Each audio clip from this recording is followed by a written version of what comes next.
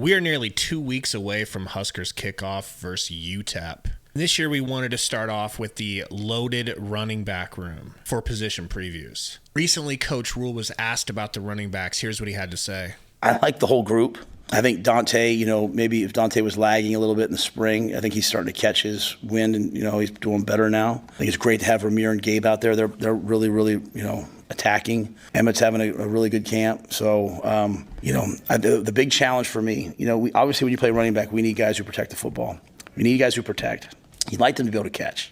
And while you say it seems obvious they have to have rush skills, the difference between where we were early last year, between where we want to be this year, is that 4-yard run that maybe we make a nice cut and we get 8 on. We need to get 80. We need guys who can make somebody miss and have juice and are electric and take off. So that challenge versus, our defense, they're swarming. You're protecting the ball a lot, but also finding the guys who can make guys miss. And I see them all working at it. So I'd say that's a tight race, and it'll all play itself out. Now, Gary, maybe I'm reading into it too much, but it seems like top of his mind was Dante Dowdle, not quite sure how to say it yet. We'll get that figured out and squared away at some point through the year. He had praise for him. After earlier this year, it seemed like he was down on him. Of course, this is a transfer from Oregon who was at one point a top recruit. There's a lot of hype around him. That's who I would start, or Gabe Ervin, because my love for oversized running backs. But I don't care. I just hope they get it right. I trust them to. But it seems like he's choosing between a couple of things. He wants blocking and top-end speed. So it feels like either Emmett Johnson or Ramir Johnson is going to get that nod. Yeah, I don't know that I took as much praise on the Dante Dowdle side as you. I mean, he doesn't say, like, oh, he looks great, he looks fantastic, or he's having a great camp. He's like, he's starting to get it now or whatever, which kind of leads me to think, he's kind of giving everybody their praise now that camp's winding down. They move out of the dorms and all that stuff. It's kind of wrapping up. You're going to start getting ready for UTEP at this point. As far as that elusiveness and breakaway speed, I just don't think he has that in the running back room. I don't think it's the end of the world. I think you can still get big plays like that. I think now, though, you're relying heavily on Raiola being at least as close to, if not as advertised, and teams are scared to stack the box because he makes them pay. And then your receivers are able to block downfield so that you can extend some long run plays. I mean, oddly enough, I think all their speeds relatively similar. They're all upper 4.4s, low 4.5s, right around there within, fractions of a second difference. The one guy he didn't mention, Quentin Ives, from the tapes, the films that we've watched, I think he has the most shiftiness and kind of combination with vision. But for whatever reason, he doesn't seem to be in the top of his mind brought up, in the conversations. And it also makes me wonder, would Emmett Johnson be in the seat he's in if it weren't for those 2 injuries last year?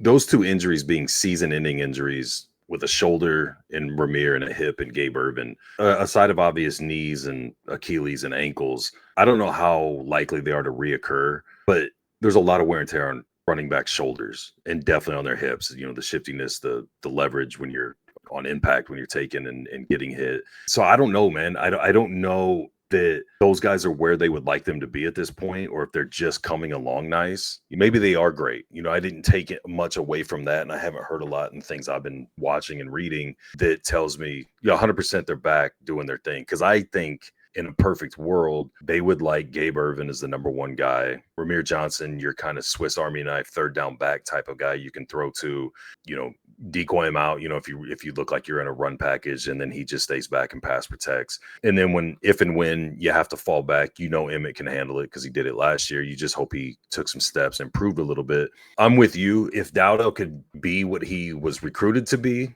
and it just happens that he is that guy, he just hasn't picked up the way Nebraska does things practice-wise, so it hasn't made him look great. Think of Anthony Grant, right? Like, we all loved Anthony Grant, you and I at least. Big fans of Anthony Grant. His handful of fumbles, which kind of bothered me last year, seemed to be a more of an issue with the coaching staff than the quarterbacks turning the ball over on the off chance they didn't fumble a snap and turn the ball over, which made me scratch my head. But it's like when the running backs were on the field playing, I thought hands down he was the best running back. And a lot of people could disagree with that. Obviously, the coaches did. It's fine. I'm just saying the eye test for me, Anthony Grant was the guy. But what he was doing either in practice or at critical moments in games put him so far back that it was almost Emmett Johnson like out of necessity that he got the amount of carries he did with this staff at least. So I don't know if that's Dowdell's deal. Maybe he just needs to keep getting the playbook down and be a little bit more aggressive and competitive in practices and mat drills, different things like that, to stand out to the coaches as like, okay, this guy's ready to take a bulk of the carries or a good portion of the carries at least. But he doesn't have that top speed, right? He's quick, especially for his size and things like that. I'm not knocking any of the guys. I'm just saying the things that you heard Rule talking about, I don't think he has that. Oddly enough, I think if you can get some jet sweep end around or some packages where you put Barney, Coleman, Lloyd, hand them the ball, they can do that. They can make guys miss and then take it to the house. No question. Both the quickness, shuttle time, how you would measure that 40 time breakaway speed, things like that. Those guys have that. I don't think you have that in that running back room right now. So especially with Prohaska going down, and now you're going to have to either move a guy or get a backup guy to go play left tackle pretty much all year long, or that could be a thing 3-4 games in before they figure out who that guy is actually going to be to anchor the line. I think you're really going to start heavily falling back on who's the better pass protector so that you can throw the ball more, you can utilize the athleticism and speeds you have in your wide receiver position, and then a pretty kind of mundane running back by committee, depending on the team you're playing, the matchups, the down and distance, what the game calls for, scenarios, things like that.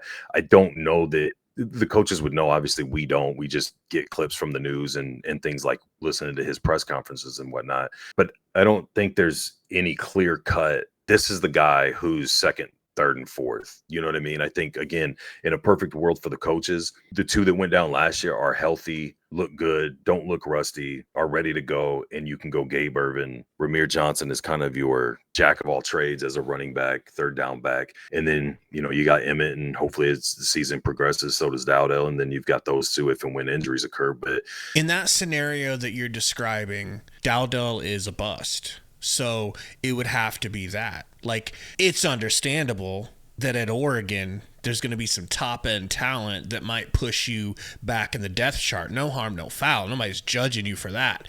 But then you get to Nebraska, and you can't beat out a guy who's got a new meniscus or no meniscus, a guy who's blown his hip out, a fifth-year senior who's undersized and also has been dealing with injury after injury, and he can't beat out Emmett Johnson, who's undersized, and he's actually put on some muscle. I don't know if you've noticed. He's looking pretty swole. If that happens, that would mean that Dowdell's a bust, or am I not seeing that right? I think it's way too soon to just say a guy's a bust when he was at Oregon his freshman year, right? Like, Oregon isn't in Nebraska's boat where it's like, if Nebraska recruited Dowdell out of high school, most people would be looking at it as like, this is our guy coming in. Like, he's going to come in and at least compete for the starting job. Not how far down the list is he going to be in the rotation. Oregon has guys. They have speed. They have a running back room that can do what Matt Rule wants with the breaking things open and housing balls and taking 8-yard gains into 80-yard gains.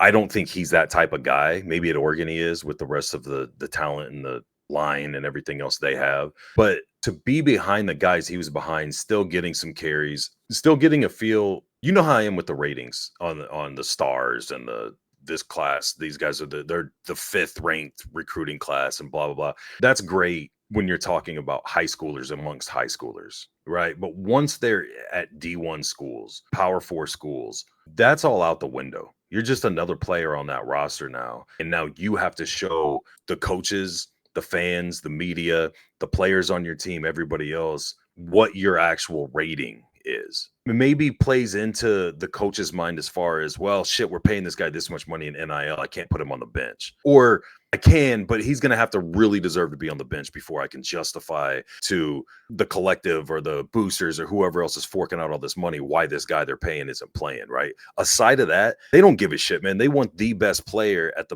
every position they can get. As they should. 100%. So, but to say that he's a bust because he didn't stand out amongst Oregon's running backs and now he's here, and whether he can or can't, I'm that saying if doesn't. he can't work his way into Nebraska's rotation where he has, let's say, at least a package set aside for him that he gets to go out there and execute. I'm not saying Oregon. You just have expectations of getting more playing time, and Oregon isn't the place that has enough playing time for you. Nebraska does, though, right? Right, but would you agree or disagree that Anthony Grant was the best running back on the Oh, roster last year? I think he was. Okay, and he wasn't getting more carries than Emmett Johnson when those two went down and those two before they went down, right? So there's non-game playing things that factor in for coaches and coordinators a lot of the time. And if he's not practicing at the level a lot of these other guys are, they're going to question what's his heart and his grit and whatnot in a game. If he's not picking up the playbook as quick as they need him to, they're going to say, well, we can run with him. He does some nice things, but now instead of having 50 plays at our disposal, we've got 10. Or maybe he has some ball carrying issues. Maybe he's not a great pass protector, and your greatest asset is going to be Raiola. Right, wrong, and different. Until we get to see exactly what he is, they're going to treat him like he's as advertised. They're going to want him upright. They're going to want him not taking unnecessary hits, as much time as possible, keeping him as comfortable as possible, all those things. So there's a lot of things that goes into why the coaches would have lists in order that they have them. And we don't know what that list is. We're speculating, right? We're just guessing and giving our stupid opinions on things. So to your whole initial point of, is he a bust because of that, or assuming he's a bust, maybe, for sure, maybe everybody could be a bust. Raiola could be a bust. I don't think he will be, but you know what I'm saying? Like, there's been guys with great expectations that end up being bust. I think it's way too early when all you have body of work on the field is a few plays at Oregon last year and one off season here, where you have, what's Ramir going into his seventh year. Irvin's he's had two season ending injuries, so I don't know exactly what year. I think he's listed as a junior, but I don't know exactly what year he is. Emmett's been here. He got a lot of carries last year, was a starter for a good stretch. So it's like, they're not trash. It's not like we have trash running backs. We have injury issues and we have some good running backs, but that what he wants out of that great elusive running back, I don't think we have that. But I don't want that to get mixed up as I'm trashing these guys. There's still solid running backs that we have on a roster that have time put in and a lot of experience, where you've got this kid coming in that's in his second year, his first year in a new program with a new system. To say he's a bust, I definitely wouldn't say that. He might not be what they were hoping they were getting from day one, but I'm sure they get that 2 out of every 3 players they get. So I think you're going to go a ways into the season to figure out who's the better fit in different situations, but also how durable are Ramir and Gabe Irvin going to be if you can rely on them as your 1 and 2 backs, and then spell them or have packages that are doing specific things, attacking specific areas of defenses with guys like Dowdell and Emmett Johnson.